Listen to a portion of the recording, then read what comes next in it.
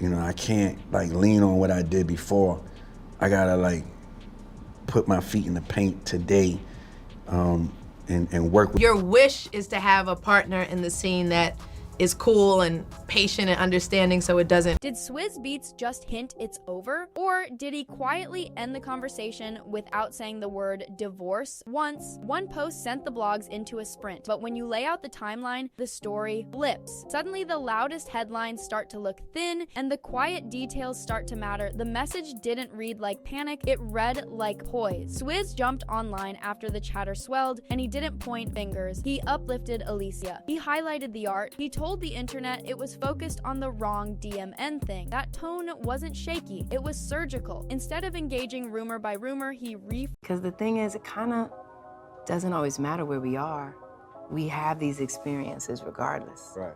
And so I think that humanity is what you're gonna really take. Frame the conversation around wins, love, and work. That's not how people announce a collapse. That's how they starve a narrative. But the spark had already caught and the rumor mill was rolling. This noise didn't appear out of thin air. The origin story is messy, and that mess has a long memory. Back in the late 2000s, timelines overlapped and feelings went public. Mashonda's open letter in 2009 made the private very, very public, and it's stuck. Labels were thrown around. Fans took positions. Even as years passed, that early storm created a permanent echo. The couple had to live with it, and they did by actually fixing the family side of it. The co-parenting dynamic evolved, holiday photos, joint celebrations, and eventually a song, Blended Family, that put compassion first. Mashonda even wrote Blend, a book about co-parenting years later that should have closed the chapter, but the internet loves a first impression, and whenever a new rumor hits, it pulls the old thread.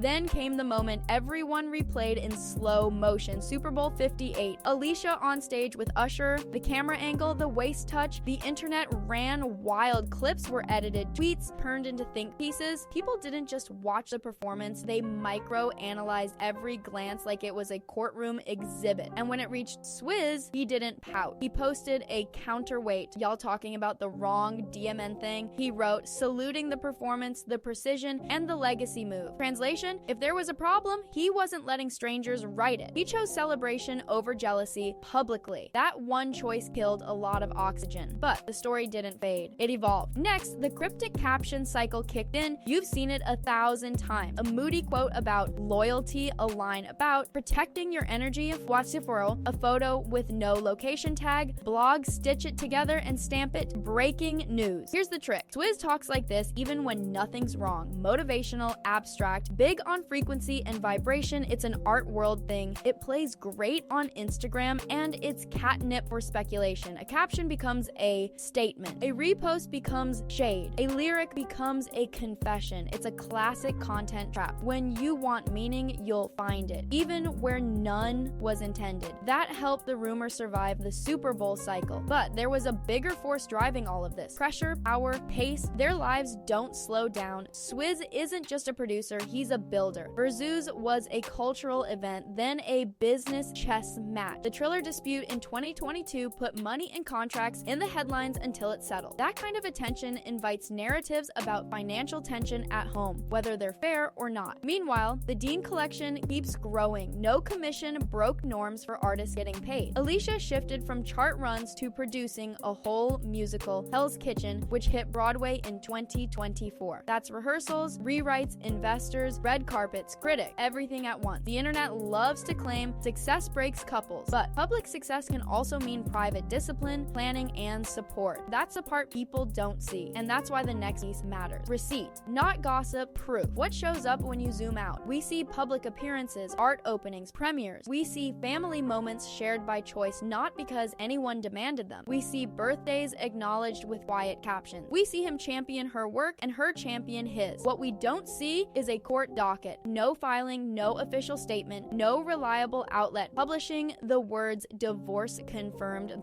For a couple as famous as they are, a legal split wouldn't stay invisible. That's not how celebrity paperwork works. So the lack of documentation isn't just silence, it's data. It's absence that means something. So where does break silence actually land here? Not in a teary live stream, not in a sit-down interview designed to feed clicks. Swizz's move was tighter. He redirected attention to what they can control. Art start family, legacy, and starve the rumor of oxygen. That's a strategy. It signals, we're not doing this with you. We're not co-writing your headline. It's not the fireworks many people expect. It's bolder, cleaner. And if the goal is to outlast the chatter, smarter. But here's the twist a lot of viewers miss. Every time they choose not to overshare, the internet treats that privacy like proof of trouble. Why won't they address it? Because that's the point. Silence in 2024 reads like smoke. But for a marriage living under permanent surveillance, silence can be armor. It keeps the center of gravity where they want it, inside the house, not on the explore page. Let's run the rumor math because this is where the internet gets exposed. The story breaks. It spikes on TikTok. Screenshots of comments become sources. A recycled blog post from 2014 is cited as history. Then a new clip gets edited to feel like evidence. None of that would pass in a real newsroom. But virality has its own rules, and when you've got a couple with an old controversy in their origin story, it's easy to sell a sequel. What cuts through that fog isn't a louder denial. It's consistent reality. Appear together when you want. Build things together. Keep living in public without making your relationship content for other people's channels. That's the pattern here. 1. A rumor blows up around a performance or a caption. 2. Swizz posts something values-driven and moves on. 3. The couple continues business as usual. 4. The blogs wait for the next lightning strike. Does that mean everything is perfect? No one's saying that. Every relationship has friction. Fame multiplies it. But what's actually on record doesn't match. It's really over. If it were, it would be visible in ways no one could ignore. And we should talk about why this story never dies. The first impression problem. In pop culture, first impressions aren't just sticky, they're addictive. People remember the 2009 headlines more than the years of growth that followed. They remember the storm more than the peace. It's why even a harmless moment can trigger tidal wave. It's also why blended family mattered. It wasn't just PR, it was testimony. It reframed the narrative as healing, not scandal. But the internet, especially now, rewards conflict over closure. So even when the family wrote a new chapter, audiences keep flipping back a few pages to reread the drama. There's also the second screen effect. Everyone is watching you while watching other people watch you. Performances become Rorschach tests.